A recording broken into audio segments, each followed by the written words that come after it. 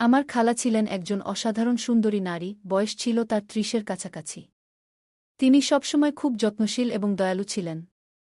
খালু প্রায়ই বিভিন্ন কাজে ব্যস্ত থাকতেন, যার ফলে খালা অনেক সময় একাই থাকতেন। সেই সময়গুলোতে খালা আমাকে প্রায়ই তার সাথে সময় কাটানোর জন্য ডাকতেন। আমি খুশি মনে তার কাছে যেতাম এবং আমরা একসাথে অনেক গল্প করে কাটাতাম। একদিন খালা আমাকে বাড়িতে আসার জন্য বললেন, আর আমি খুশি মনে তার আমন্ত্রণ গ্রহণ করে সেখানে গেলাম।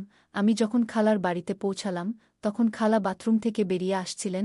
তার গায়ে সাদা রঙের পোশাক ছিল এবং তা কিছুটা ভেজা ছিল। তাকে ওই অবস্থায় দেখে আমি একটু অবাক হয়ে গিয়েছিলাম। সত্যি বলতে খালা খুবই আকর্ষণীয় ছিলেন, তাকে দেখে মনে হতো না যে তিনি একজন বিবাহিত নারী। একদিন তিনি হেসে বললেন, চলো, আজ থেকে আমরা আরও ভালো বন্ধু হই। অনেক দিন পর এমন আড্ডা দিয়ে এত মজা করলাম আর এত হাসলাম। আমি হেসে উত্তর দিলাম, তাহলে কি আগে আমি আপনার বন্ধু ছিলাম না?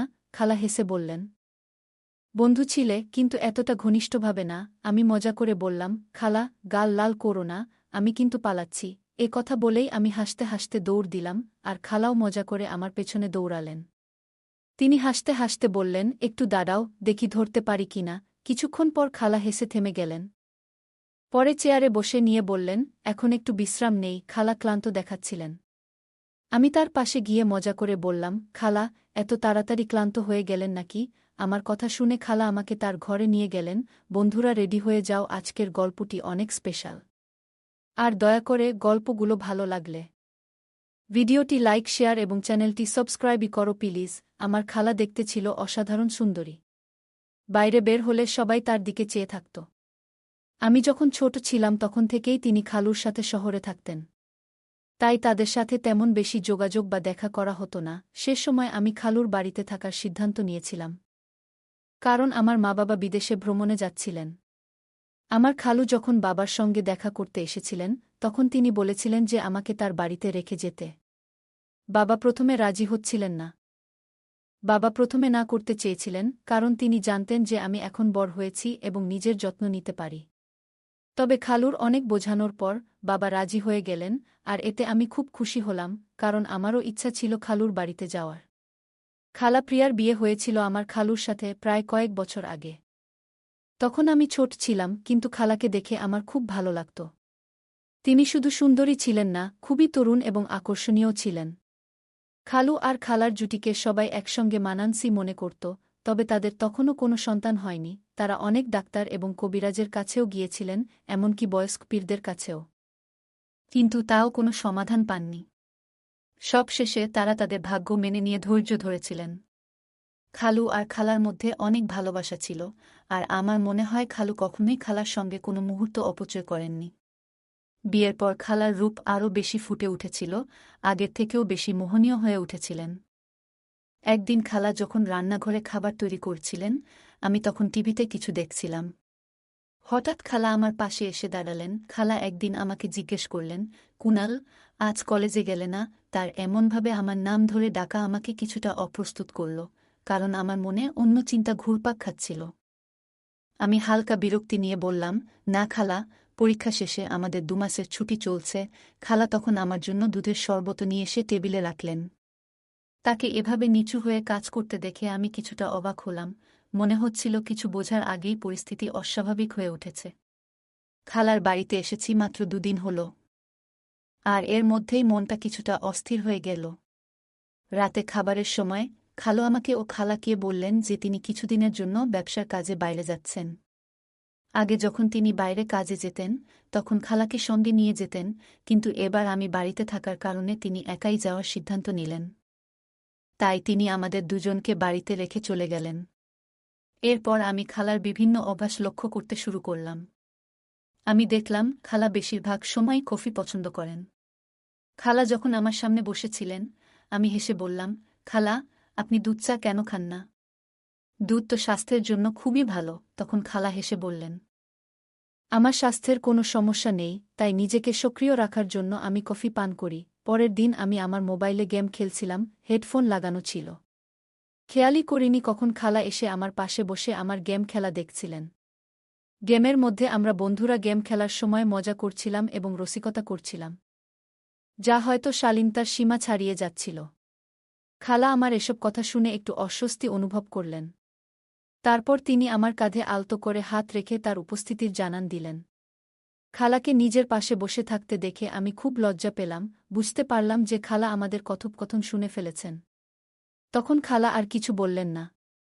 এরপর খালা তার ঘরে চলে গেলেন, আর আমার নিজের আচরণ নিয়ে খুবই খারাপ লাগল। সন্ধ্যায় আমি খালার ঘরে গিয়ে বললাম, খালা, আজ আমাকে 1 কাপ কফি বানিয়ে দাও। খালা মুচকি হেসে বললেন, কেন নয় আমার ছেলে? শুধু 2 মিনিট দাও, আমি একটু ফ্রেশ হয়ে নিচ্ছি, তারপর কফি বানিয়ে দিচ্ছি। তিনি উঠে ওয়াশরুমের দিকে চলে গেলেন। আর আমি টিভি লাউঞ্জে গিয়ে বসলাম। সেখানে একটি ফুলদানি ছিল, যার একটি ফুল আমার খুব ভালো লেগেছিল। আমি সেই ফুলটি তুলে নিলাম। ঠিক তখনই খালা আমাকে ডাকলেন। আমি উত্তর দিলাম যে আমি টিভি লাউঞ্জে বসে আছি। খালা হাতে একটি ট্রে নিয়ে টিভি লাউঞ্জে এলেন, যার মধ্যে ছিল 2টি কাপ কফি। খালা আমাকে একটি কাপ কফি দিলেন, আর অন্যটি নিজে হাতে নিয়ে টেবিলে রাখলেন। আমি যেই ফুলটি হাতে ধরে রেখেছিলাম সেটি খালার চুলে লাগিয়ে দিলাম। খালা হেসে উঠলেন এবং বললেন, ধন্যবাদ আমার ছেলে। এই কথা শুনে আমি একটু হতাশ হলাম। আমি খালার দিকে তাকিয়ে বললাম, খালা, আপনি কি সারাদিন ঘরে থেকে একঘেয়েমি অনুভব করেন না? বাইরে ঘুরতে যাওয়ার ইচ্ছা হয় না? তখন খালা বললেন, না কুনাল, আমি তোমার খালুর সঙ্গে মাঝে মধ্যে বাইরে যাই, কিন্তু তার ছাড়া একা কোথাও যাইনি। আমি চুপচাপ কফি পান করতে লাগলাম। রাতের খাবারের পর আমি টিভিতে একটি সিনেমা চালালাম এবং খালার সঙ্গে বসে দেখতে শুরু করলাম। খালা মনোযোগ দিয়ে সিনেমাটি দেখতে লাগলেন। হঠাৎ সিনেমার একটি দৃশ্য দেখে খালা বললেন, এ তো সেই বাজে জিনিস যা তুমি পাবজি খেলার সময় করছিলে। এটা একদম ঠিক কাজ নয়, তোমার ভাষাও খুব খারাপ। খালার কথা শুনে আমার খুব লজ্জা হল। তারপর খালা আমাকে বললেন, আমি তোমার মায়ের সঙ্গে কথা বলবো, যাতে তিনি তোমার উপর একটু নজর রাখেন। তুমি নিয়ন্ত্রণের বাইরে চলে যাচ্ছ। আমি খালার দিকে তাকিয়ে বললাম, প্লিজ খালা, আমাকে ক্ষমা করে দিন। আমার ভুল হয়েছে। আমি আর কখনো এ ধরনের ভাষা ব্যবহার করব না। আমার বন্ধুরা এমন কথা বলে, তাই আমি তাদের উত্তর দিই। এইভাবে কথা শেষ করলাম। খালা আমার কথা শুনে হেসে উঠলেন এবং বললেন, ভয় পেজো না, আমি কাউকে কিছু বলবো না। আমি জানি তরুণ ছেলেরা কখনো কখনো কেমন কথা বলে। ঠিক আছে, আরেকটা সিনেমা চালাও। এইটা কি দেখছ? তখন আমার মনে স্বস্তি ফিরে এলো। আমি খালাকে জিজ্ঞাসা করলাম, আপনি কোন ধরনের সিনেমা দেখতে পছন্দ করবেন? তিনি বললেন, কোনো বলিউড সিনেমা চালাও। আমি একটি বলিউড সিনেমা চালিয়ে দিলাম। খালা মনোযোগ দিয়ে সিনেমাটি দেখতে লাগলেন, আর আমি তার দিকেই তাকিয়ে রইলাম। তিনি আরাম করে সোফায় বসে একটি পা অন্য পায়ের উপর তুলে রেখেছিলেন। আমিও তার মতো করে একটি পা অন্য পায়ের উপর রাখলাম। মনে হলো খালা আমার এই আচরণটি লক্ষ্য করেছেন এবং তার মুখে হালকা হাসি ফুটে উঠল। তিনি সোফার এক পাশে বসেছিলেন, আর আমি বসেছিলাম অন্য পাশে। খালা হেসে সোজা হয়ে বসে গেলেন, আর আমি আবার তার নকল করার চেষ্টা করলাম। তখন খালা জোরে জোরে হাসতে শুরু করলেন এবং বললেন, কুনাল, তুমি আমার নকল কেন করছ? আমি তার দিকে তাকিয়ে মৃদু হেসে মাথা নাড়লাম। তখন তিনি মজা করে বললেন, কেন আমাকে বিরক্ত করার চেষ্টা করছ? আমি হেসে বললাম, হ্যাঁ, একটু তো। তারপর খালা আরও বেশি করে হাসতে লাগলেন। আমি মজা করে বললাম, অনেকদিন হলো কেউ আমাকে বকাঝকা করেনি বা কোনো শাসন পায়নি। আপনি এতটা একঘেয়েমি নিয়ে সারা দিন কাটিয়ে দিচ্ছেন। খালা আমার কথা শুনে কিছুটা অবাক হলেন এবং বললেন, কুনাল, আমি কি সত্যিই একঘেয়ে? আমি হেসে বললাম, জানি না, আমার কি হবে একা একা থেকে। খালা মৃদু হেসে বললেন, তোমার যদি ভালো সঙ্গী দরকার হয়, আমি ব্যবস্থা করতে পারি। তিনি আমাকে খুব সরল আর মজাদার মনে করছিলেন, যা আমার জন্য ভালোই ছিল। এই ধরনের কথাবার্তা চালাতে চালাতে খালা আমার সঙ্গে আরও বেশি স্বাভাবিক হয়ে গেলেন। রাত যখন প্রায় 12টা বাজে, তখন খালুর ফোন আসলো, আর তিনি উঠে নিজের ঘরে চলে গেলেন। আমি কিছুক্ষণ অপেক্ষা করলাম। আমি সিনেমা দেখা শেষ করে এলইডি বন্ধ করে আমার ঘরের দিকে যাচ্ছিলাম। ঠিক তখনই খালার ঘর থেকে তার মৃদু আওয়াজ শুনতে পেলাম। তিনি বলছিলেন, তোমাকে খুব মিস করছি, জানো না কিভাবে এই দিনগুলো কাটাচ্ছি। অন্যদিকে খালু কি বলছিলেন তা আমি শুনতে পাইনি, কিন্তু খালার কথা শুনে আমি কিছুটা অবাক হলাম। খালা খালুকে আরও অনেক কথা বলছিল আর তাকে তাড়াতাড়ি বাসায় আসতে বলছিল। খালা অনেকক্ষণ রাতে খালুর সাথে কথা বলেছিল। সকালে উঠে দ্রুত ফ্রেশ হয়ে আমি আমার ঘর থেকে বের হলাম এবং টিভি লাউঞ্জে এলাম, কিন্তু সেখানে কেউ ছিল না। পরে আমি খালার ঘরের দিকে গেলাম, দরজা বন্ধ ছিল, অর্থাৎ খালা তখনও ঘুমাচ্ছিলেন। আমি কিচেনে গিয়ে নিজের জন্য কফি বানালাম এবং কিছু টোস্ট গরম করে টেবিলে বসে নাস্তা করতে শুরু করলাম। আমি নাস্তা করছিলাম, ঠিক তখনই খালার ঘরের দরজা খুলল এবং তিনি বাইরে এলেন। আমাকে দেখে একটু লজ্জা পেয়ে বললেন যে রাতে ঘুম না আসার কারণে তিনি খুব দেরিতে ঘুমিয়েছিলেন, তাই সকালবেলা তাড়াতাড়ি উঠতে পারেননি। আমি মুচকি হেসে বললাম, কোনো সমস্যা নেই, আপনি যদি নাস্তা করতে চান তাহলে আমি আপনার জন্য তৈরি করে দিচ্ছি। খালা অবাক হয়ে বললেন, তুমি নাস্তা বানাতে জানো? আমি বললাম, আপনি দ্রুত ফ্রেশ হয়ে আসুন, আমি এর মধ্যেই নাস্তা প্রস্তুত করে টেবিলে রেখে দেব। খালা হাসলেন এবং পুনরায় তার ঘরে চলে গেলেন। এরপর আমি কিচেনে চলে গেলাম। খালা আমাকে দেখলেন এবং একটি চেয়ারে বসে পড়লেন। খালা ফ্রেশ হয়ে অনেক সুন্দর একটি শাড়ি পরেছিলেন, যা তাকে অনেক সুন্দর লাগছিল। আমি তার দিকে তাকিয়ে রইলাম, আর আমি তার সামনে টেবিলে নাস্তা সাজিয়ে দিলাম। খালা আমার দিকে তাকিয়ে মুচকি হাসলেন, তারপর আমার মাথায় হাত বুলিয়ে আমার চুলগুলো একটু এলোমেলো করে দিলেন। তিনি হেসে বললেন, তুমি তো বেশ বুদ্ধিমান। আমি ভেবেছিলাম তুমি আজকালকার ছেলেদের মতোই হবে, কিন্তু তুমি তো অনেক পরিশ্রমী। আমি খালার হাত ধরতে গেলে তিনি মুচকি হেসে আমার গালে হালকা করে একটা চাপ দিলেন এবং বললেন, তোমার চুল এলোমেলো হলেও তুমি আরও সুন্দর লাগছ। এরপর খালা নাস্তা করলেন এবং বললেন, কুনাল, তোমার অনেক ধন্যবাদ, আজ তুমি আমার দিনটা আনন্দময় করেছ। তিনি মজা করে বললেন, চলো আজ থেকে আমরা আরও ভালো বন্ধু হয়ে যাই। অনেকদিন পর এত মজা করে আড্ডা দিলাম আর এত হেসেছি। আমি হেসে বললাম, তাহলে কি আগে আমি আপনার বন্ধু ছিলাম না? খালা হাসতে হাসতে বললেন, বন্ধু ছিলে ঠিকই, কিন্তু এতটা ঘনিষ্ঠ ছিলে না। আমি মজা করে বললাম, খালা, আমার গাল লাল করো না। আমি পালাচ্ছি। এ কথা বলে আমি হেসে দৌড়ে গেলাম, আর খালাও হাসতে হাসতে আমার পেছনে ছুটলেন। তিনি মজা করে বললেন, একটু দাঁড়াও, দেখি তো ধরতে পারি কিনা। কিছুক্ষণ পর খালা হেসে থেমে গেলেন, আরাম করে বড় চেয়ারে বসে শ্বাস নিয়ে বললেন, এখন একটু বিশ্রাম নিই। খালা বেশ ক্লান্ত লাগছিলেন। আমি তার কাছে গিয়ে মজা করে বললাম, খালা, এত তাড়াতাড়ি ক্লান্ত হয়ে গেলেন? কথাটা বলতেই তিনি মুচকি হেসে আমার গালে হালকা টিপ দিলেন। আমি একটু অভিমানী ভঙ্গিতে বললাম, আপনার কাছ থেকে আর কোনো ভালোবাসা আশা করতে পারি না, আপনি তো একদম কঠিন। খালা স্নেহভরে তাকিয়ে বললেন, এমন কথা বলো না। এবং যেখানে তিনি গালে টিপেছিলেন সেখানে আলতো করে হাত বুলালেন। তারপর হঠাৎ হেসে বললেন, আমি একটু পোশাক পরিবর্তন করে আসি। কিছুক্ষণ পর তিনি বাথরুম থেকে লাল রঙের একটি পোশাক পরে বের হয়ে এলেন। তাকে দেখে আমি বিস্ময়ে স্তব্ধ হয়ে গেলাম। তিনি অসাধারণ লাগছিলেন। সোজা আমার দিকে এগিয়ে এসে বললেন, চলো আজ আমরা বাইরে ঘুরতে যাব। আমি চমকে গিয়ে বললাম, কি?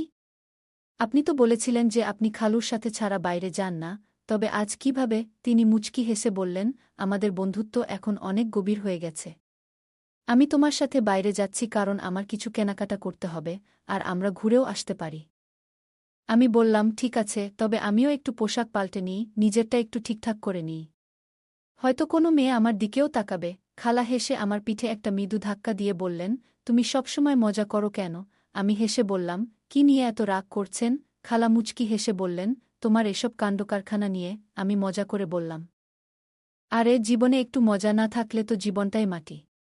না হলে সারা জীবন আপনি আমাকে একঘেয়ে বানিয়ে রাখবেন।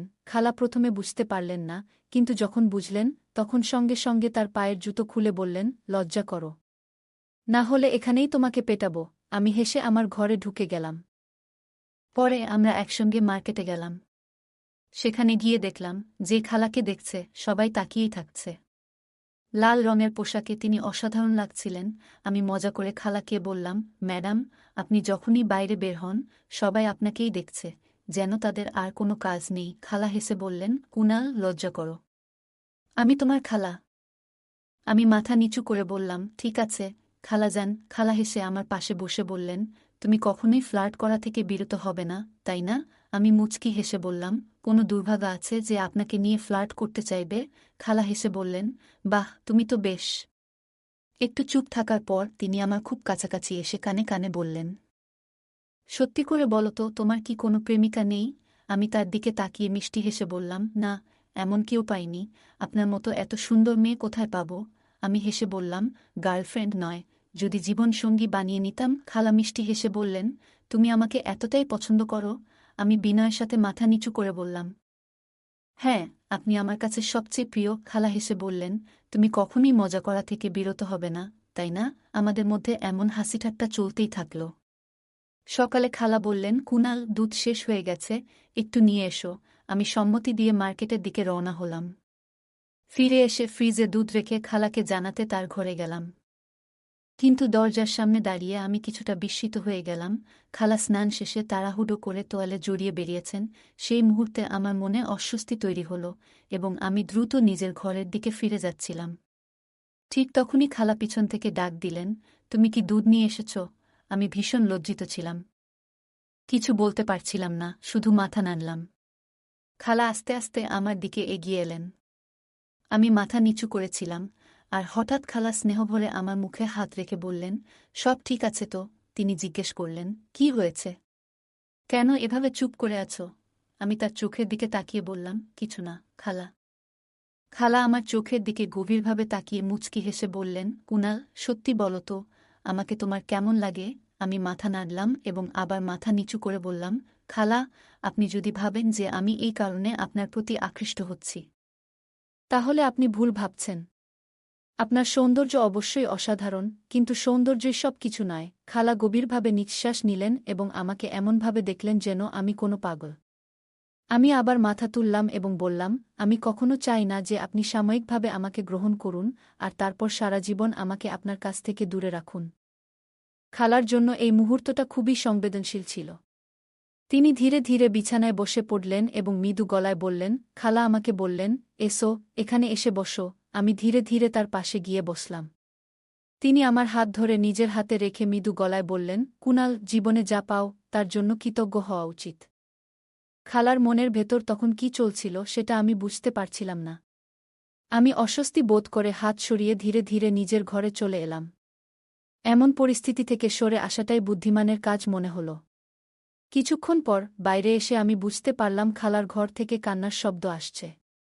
আমি দরজার কাছে গিয়ে জিজ্ঞেস করলাম, খালা, আপনি কি ঠিক আছেন? কোনো উত্তর এলো না, কিন্তু কান্নার শব্দ বন্ধ হয়ে গেল। আমি আবার জিজ্ঞেস করলাম, খালা, কেন কাঁদছেন? কি হয়েছে? ভেতর থেকে খালা উত্তর দিলেন, কুনাল, আমি একটু একা থাকতে চাই। দয়া করে তুমি নিজের ঘরে চলে যাও। আমি উদ্বিগ্ন হয়ে বললাম, আপনি তো ঠিক আছেন, তাই না? তিনি বললেন, হ্যাঁ, আমি ঠিক আছি। আমি কিছু বুঝে উঠতে পারছিলাম না কি করা উচিত। অবশেষে আমি নিজের ঘরে ফিরে গেলাম। কিছুক্ষণ পর খালা নিজেকে গুছিয়ে বেরিয়ে এলেন এবং আমার কাছে এসে ক্ষমা চাইলেন। সেদিনের পর থেকে আমি খালার প্রতি বিশেষ যত্নশীল হয়ে উঠলাম, কারণ তিনি ভীষণ একাকিত্বে ভুগছিলেন। আমি খালুকে ফোন করে দ্রুত বাড়ি ফিরে আসতে বললাম, কারণ খালা ছিলেন একজন তরুণ এবং সুন্দরী নারী, যিনি তীব্র একাকিত্বের শিকার হয়েছিলেন। খালা তার একাকিত্ব কাটানোর জন্য খুবই আকুল হয়ে উঠেছিলেন, তবে সৌভাগ্যের বিষয়, আমাদের মধ্যে এমন কোনো সম্পর্ক গড়ে ওঠেনি যা ভুল পথে যেত। আরও কয়েকদিন আমি খালার বাড়িতে কাটালাম।